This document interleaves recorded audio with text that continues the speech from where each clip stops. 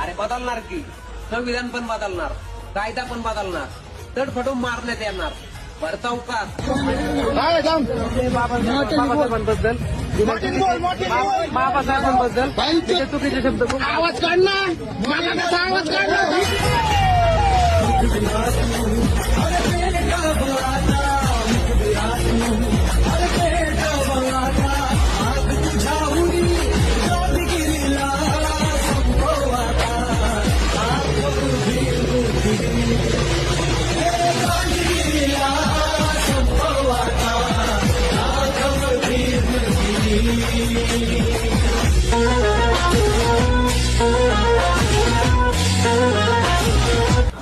Doctor Babasaheb Ambedkar हे माझ्यासाठी परमेश्वर आहेत.